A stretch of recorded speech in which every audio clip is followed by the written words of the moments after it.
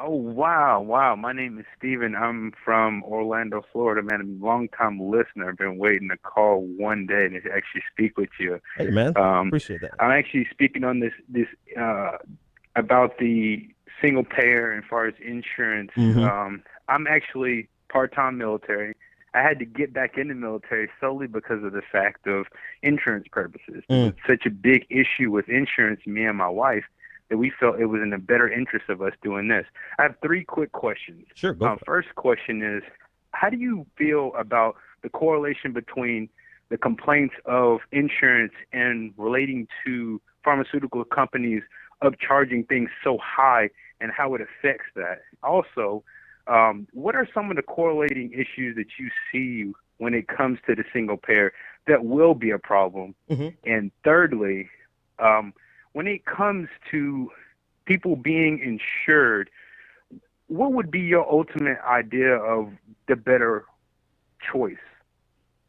Between what? What are my options for that choice?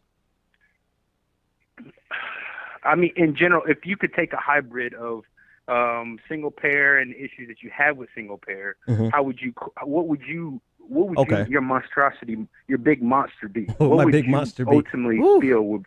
I don't know if I can answer the big monster thing without laying, showing everybody my socialist card. But so let me ask your questions again. Because I could probably answer them in the reverse order. All right. So what's my solution? My realistic solution is realistic. This is my realistic solution is a hybrid between public and private. Private is going to always be there politically with a lot of money to fight back against anything that's totally socialized, right? And so to have a single payer system, to transition from America's corporate based system to a single payer system, I mean, that might, I don't know that we are actually capable of doing that without some like maybe even literal bloodshed. But we not only don't go for a socialized option, we don't even go for a public option, right? We don't even go to have the government be an option for people to choose.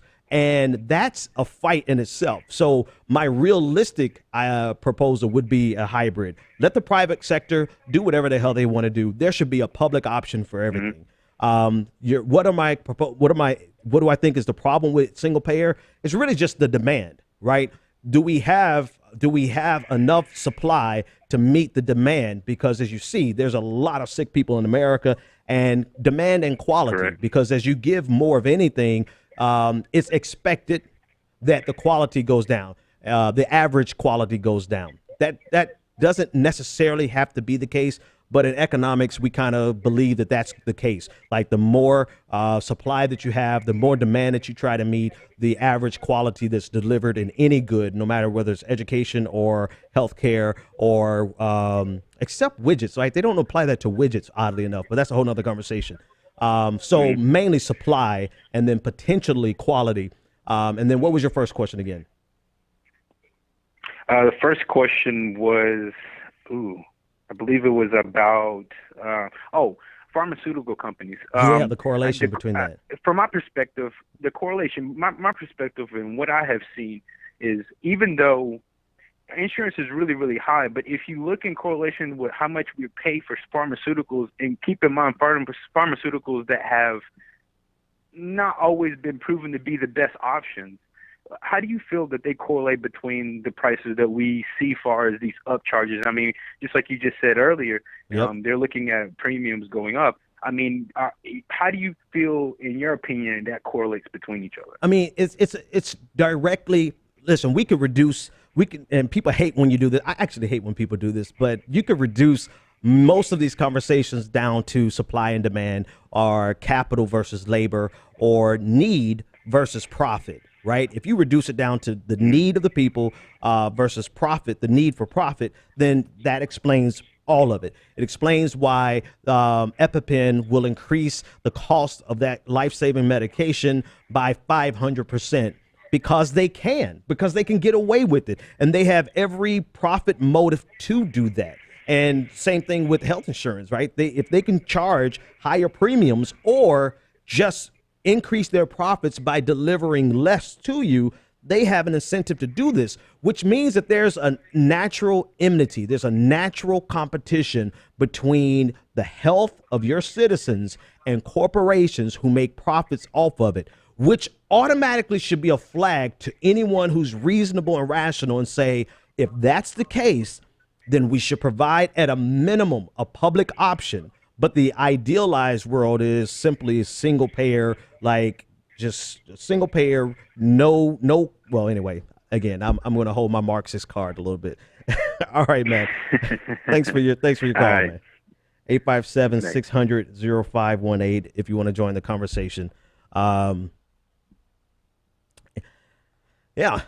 I mean, I don't hate to say I told you so.